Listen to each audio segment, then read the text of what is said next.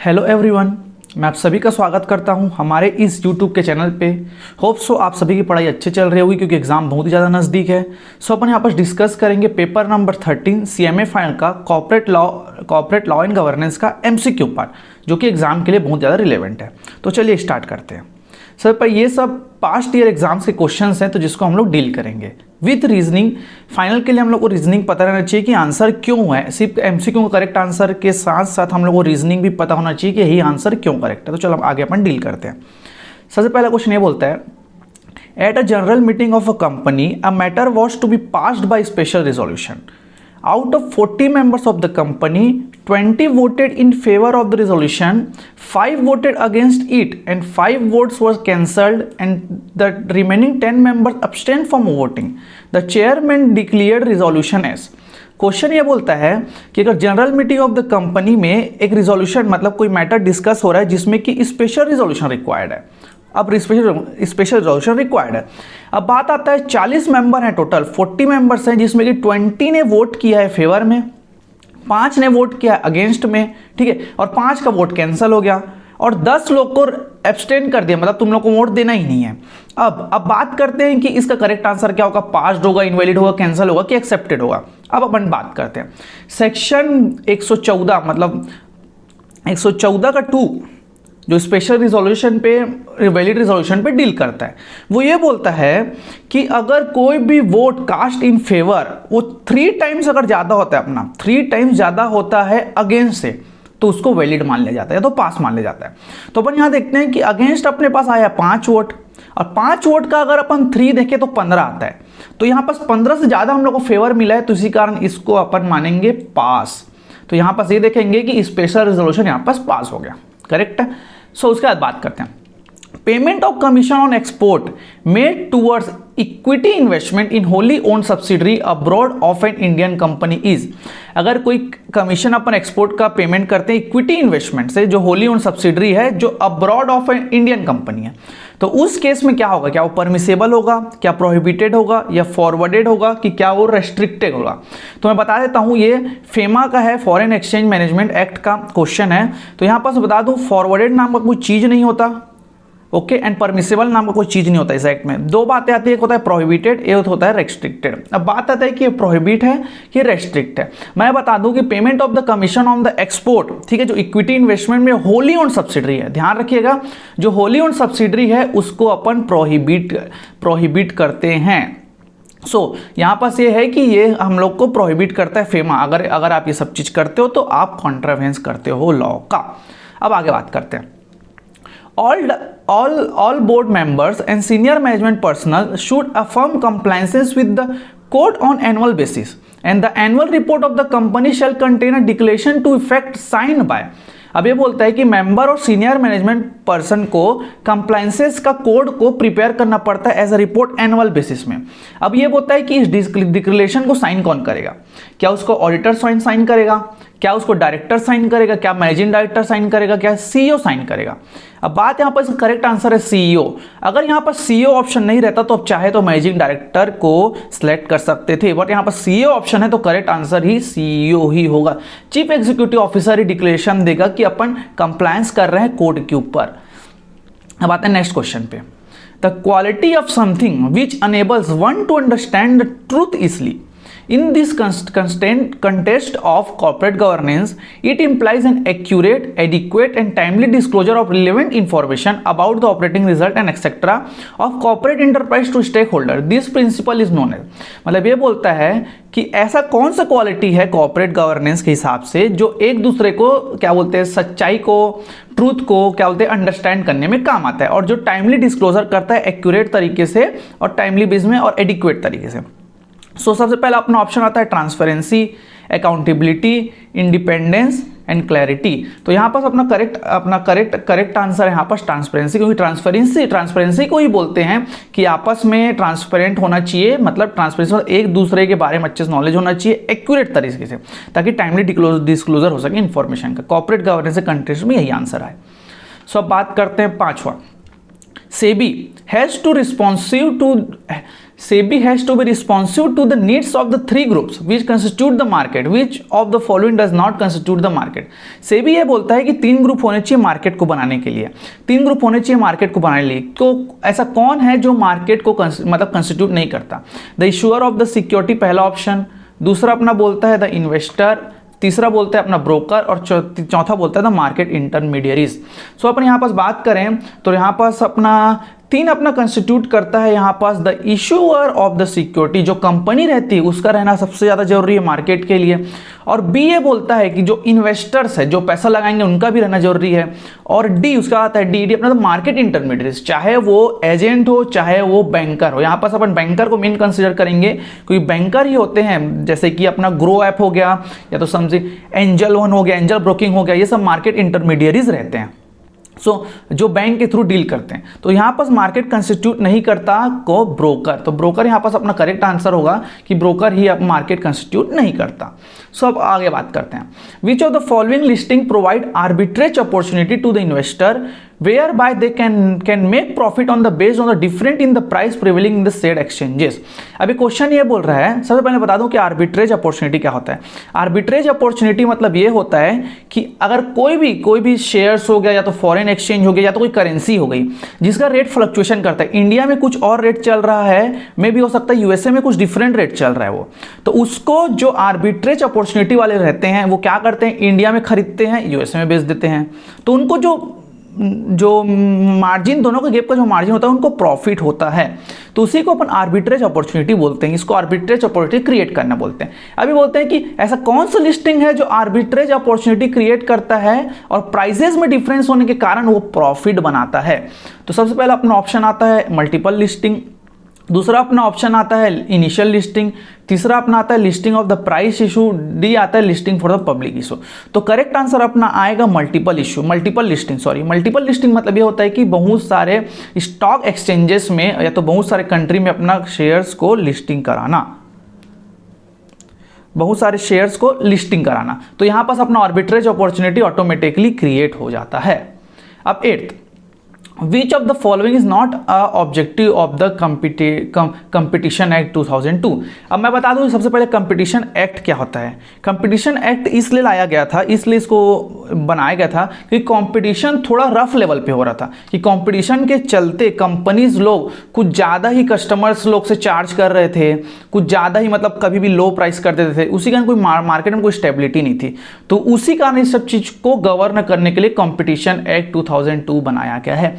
मैंने competition act 2002 आया है हिंदुस्तान यूनिलीवर के कारण, क्योंकि वो मार्केट में जो अपना पीएनजी प्रोडक्ट होता है, जैसे कि शैम्पू हो गया, अपना बिस्किट हो गया, समथिंग जो भी प्रोडक्ट है, उसमें वो बहुत ज़्यादा मार्केट को एक्वायर करके रखा था। मैक्सिमम से मैक्सिमम पार्ट को वो एक्विजिशन करके मतलब एक्वायर करके पूरे मार्केट को वो ग्रैब करके रखा था। सो अपन बात करते हैं, पहला ऑप्शन ये है to prevent practices having adverse effect of the competition, ये ऑब्जेक्टिव है अपना। To prevent the competition in the market, इस पर अपन बात करते हैं। फिर उसके बाद अपना आता है to protect interest of the consumer, ये भी उसका पार्ट है। To ensure freedom of trade carried on by the participants in marketing India for the matter connected therewith और इंसिडेंशियल देयर टू, तो ये भी अपना ऑब्जेक्टिव में आता है। तो यहाँ पास बात ये है कि to prevent the competition in market, ये क्या बोलते हैं, ऑब्जेक्टिव नहीं है। कंपटीशन तो होना ही चाहिए मार्केट में, कंपटीशन नहीं होगा तो फिर मार्केट का कोई वैल्यू ही नहीं है, बट फेयर कंपटीशन होना चाहिए, एडवर्स कंपटीशन नहीं होना चाहिए, कंपटीशन एक्ट बोलता है। अब आते हैं अपना 8th पार्ट पे। An association of producer, seller, distributors, traders or service provider who by agreement amongst themselves limit, control or attempt to control the production, distribution, sale or price of or trade in goods or provision of service is known as।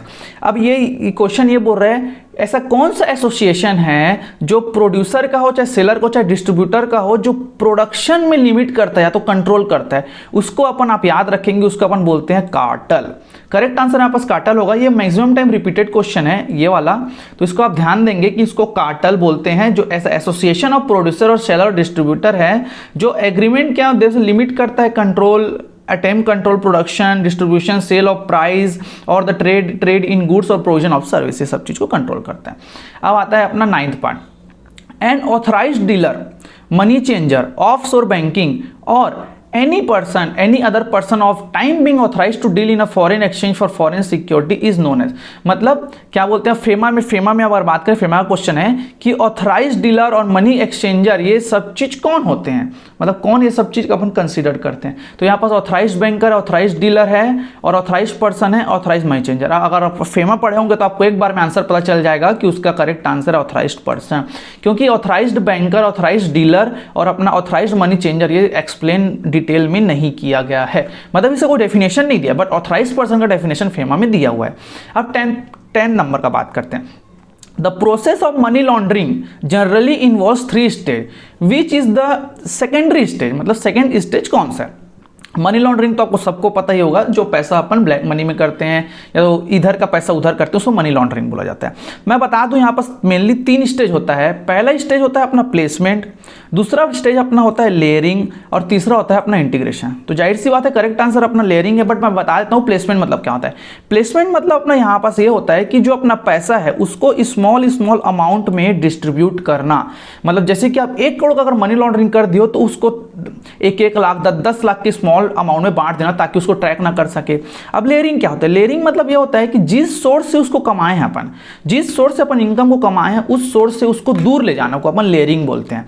Money laundering के source से उसको दूर ले जाना उसको अपन layering बोलते हैं। अब आता है इंटीग्रेशन। इंटीग्रेशन सबसे मेन पार्ट है मनी लॉन्ड्रिंग का। इसका मतलब ये है कि आप ब्लैक मनी को व्हाइट मनी बनाते हो, मतलब जो आपका ब्लैक मनी है, जो मनी लॉन्ड्रिंग का पैसा है, आप उसको एकदम सीधे साधे बन के इकोनॉमिक्स में मतलब मार्केट में इन्वेस्ट करते हैं, किसी भी मतलब लीगल तरीके से थ्रू आप इन्वेस्ट करते हो, उसको अपन इंटीग्रेशन बोलते हैं। सो यहाँ पास 10 क्वेश्चन हो गया। अब आगे और अपने पास 20 क्वेश्चन है, आगे डिस्कस करते हैं। अब उसके बाद बात आता है a company shall have its register office from the date of its incorporation, मतलब कंपनी जब रजिस्टर्ड होगा, मतलब क्या बोलते हैं जब इनकॉर्पोरेट होगा तो कितने दिन में उसको रजिस्टर ऑफिस अपना बना लेना चाहिए। तो उसको कितने दिन में अपना रजिस्टर ऑफिस बना लेना चाहिए, तो यहाँ पास करेक्ट आंसर है 15 डेज। उसको 15 दिन के अंदर इनकॉर्पोरेट मतलब इनकॉर्पोरेशन के 15 दिन तक रजिस्टर ऑफिस मतलब प्लेस कर देना है, ठीक है, ओके। अब यहाँ पर सेकंड क्वेश्चन है, इसका ऑप्शन पूरा गलत है बट हम फिर भी इसको डिस्कस करते हैं। During any financial year corporate social responsibility committees of the board sales constitute by every company having, तो यहाँ पर ये ऑप्शन अपना गलत है। मैं बता देता हूँ कि कॉर्पोरेट सोशल रिस्पॉन्सिबिलिटी कमिटी उन लोग को बनाना पड़ता है जिसका प्रॉफिट 5 करोड़ से ज़्यादा है। यहाँ पास 2 करोड़ दिया हुआ है net profit, but net profit जिसका 5 करोड़ से ज़्यादा है और नेटवर्थ जिसका 500 करोड़ से ज़्यादा है और टर्नओवर जिसका 1000 करोड़ से ज़्यादा है, उनको कॉर्पोरेट CSR एक्टिविटी करना पड़ता है और कमेटी बनाना पड़ता है, करेक्ट। सो अपन थर्ड क्वेश्चन की बात करते हैं। Board of every company shall ensure that the company spend in every financial year on account of CSR policy at least, यहाँ पास एटलीस्ट दिया है कितना, करेक्ट आंसर यहाँ पास 2% of the average net profit, average of the 3 years net profit, यहाँ पास थोड़ा कम दिया हुआ है तो आप अगर अच्छे से पढ़ना चाहते हैं तो not less then 2% of the average 3 years net profit, बाकी सब यहाँ पास गलत है। अब चाहे तो उसको अच्छे डिटेल में पढ़ सकते हैं आगे।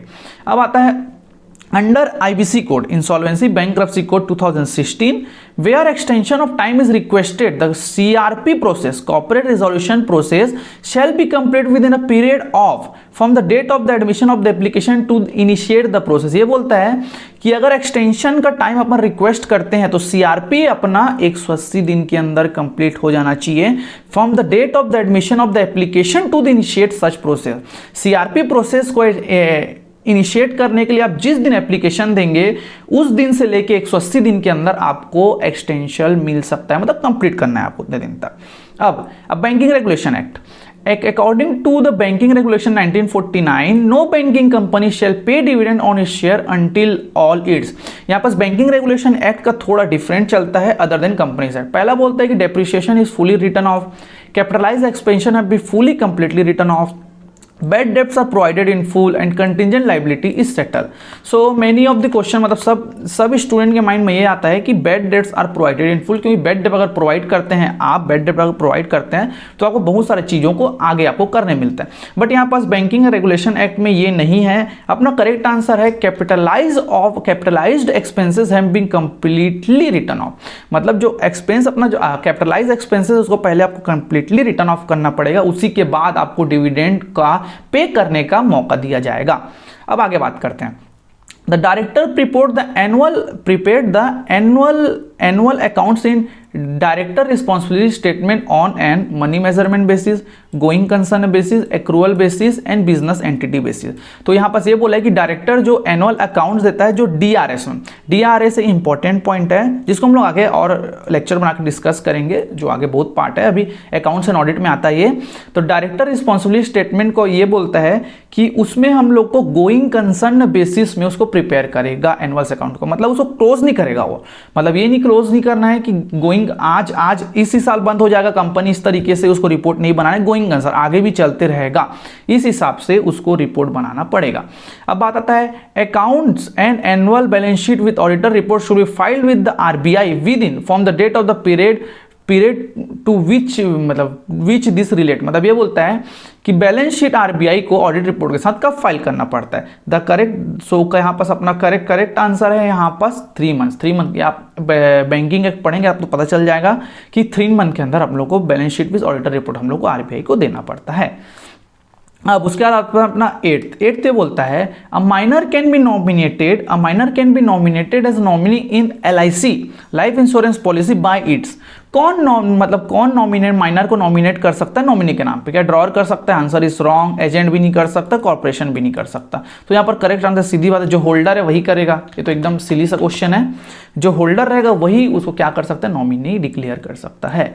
अब which of the following is not a type of unfair competition, ये अपना कॉम्पिटिशन एक्ट का क्वेश्चन है।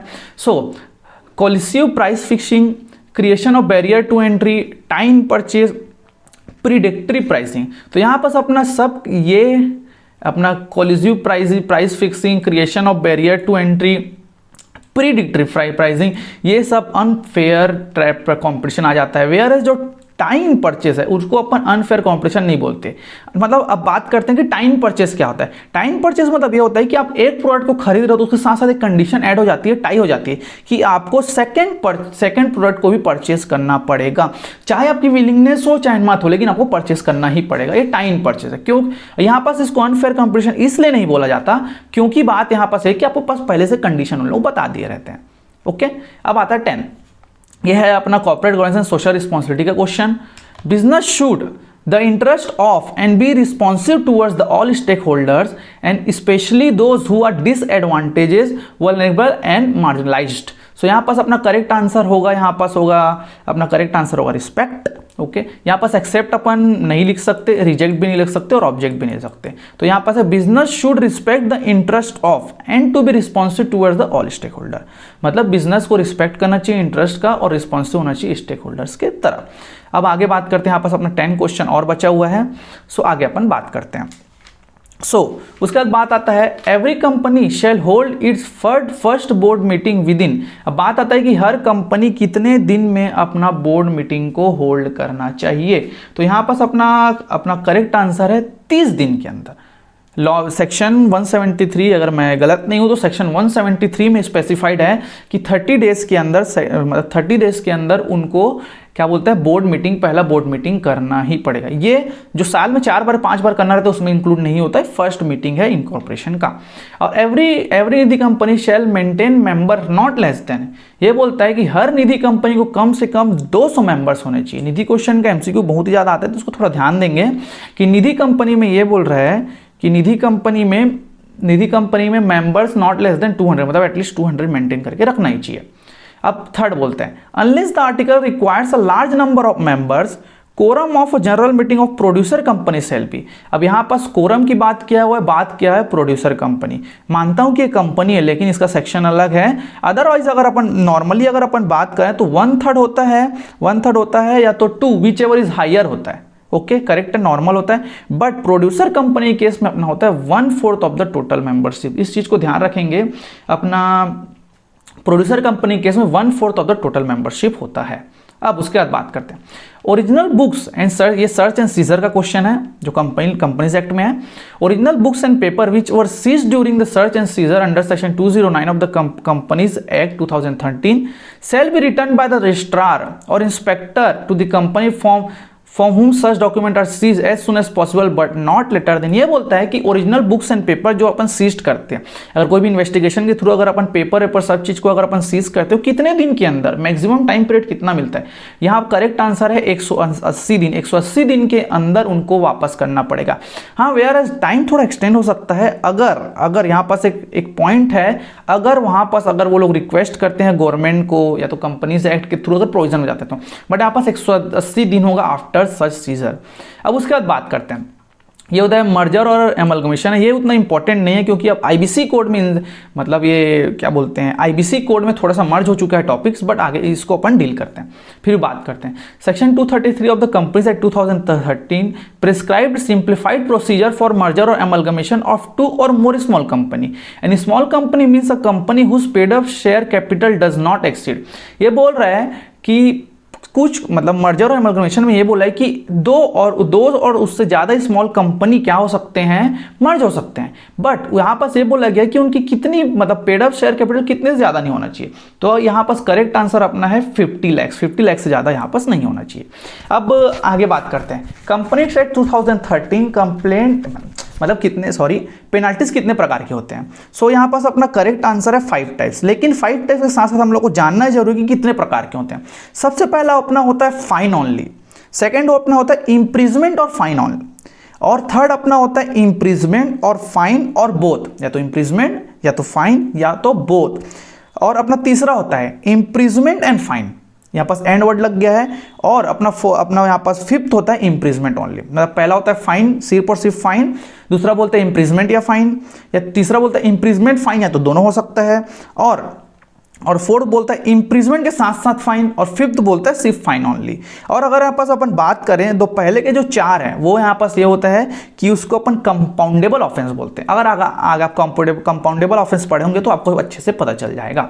सो अब अगर बात करते हैं आगे, any person agreed by an order of the appellate tribunal, मतलब कंपनी एक्ट का अपीलेट ट्रिब्यूनल में file an appeal to the honourable supreme court within, कितने दिन के अंदर, ऑर्डर मिलने के कितने दिन के अंदर अगर वो एग्रीव्ड है तो कितने दिन के अंदर अपील फाइल कर सकता है। तो करेक्ट आंसर है 60 डेज। 60 दिन के अंदर, जिस दिन से ऑर्डर आया उसके 60 दिन के अंदर तक क्या कर सकता है, वो अपील कर सकता है। ओके, सो अब आगे बात करते हैं। Any allotment of the security made on the basis of prospectus should be void if permission of listing is not granted by the stock exchange before expiry of, या ICDR का क्वेश्चन है। तो allotment of the security अगर prospectus के basis में हो, void मान लिया जाएगा अगर लिस्टिंग के कितने हफ्ते के अंदर अगर स्टॉक एक्सचेंज परमिशन नहीं देता। तो यहाँ पास अपना करेक्ट आंसर है 10 हफ्ते। तो 10 हफ्ते मतलब 10 weeks of the closure of the issue में अगर अपन नहीं मतलब अगर परमिशन अगर अपन लोगों को ग्रांट नहीं होता तो उस केस में वो वॉइड हो जाएगा। सो अब उसके बाद आता है unfair competition under competition act 2002 means adoption of practice collusive price fixing allocation of the market discriminatory pricing. ये अपना मेन मतलब बोल सकते हैं ये सब के सब अपने कंपटीशन एक्ट के कंपटीशन में आते हैं। अब अगर आप इतने से 30 क्वेश्चन अगर पढ़े होंगे तो आप एक चीज समझ गए होंगे कि board meeting, accounts and audit, ये सबसे एमसीक्यू उतना ज़्यादा नहीं आता कहाँ से, सेबी से हो गया, कंपटीशन एक्ट से हो गया, मनी लॉन्ड्रिंग से हो गया, या तो क्या बोलते हैं एपुलेट ट्रिब्यूनल से हो गया, पेनाल्टी का क्वेश्चन हो गया। यहाँ मतलब अलग अलग जगह से एमसीक्यू आता है। ऐसा नहीं है कि आपको मतलब सिर्फ बोर्ड मीटिंग पढ़ के जा रहे हैं, सेक्शन 175 का अकाउंट्स ऑडिट कर दिए, डिविडेंड कर दिए, ये सब नहीं, आपको पूरा का पूरा लॉ, कंपनी लॉ में यही दिक्कत है कि सिलेबस बहुत ज़्यादा है और एमसीक्यू हम लोग को अच्छे से तैयारी करना पड़ता है। सो ये अपना part of 1 of the MCQ है, हम और आगे अपलोड करेंगे बहुत ही जल्द। सो आप अच्छे से पढ़िए। अगर आपको सब कुछ भी समझ नहीं आता तो फ्रीली डाउट पूछ सकते हैं। Thank you.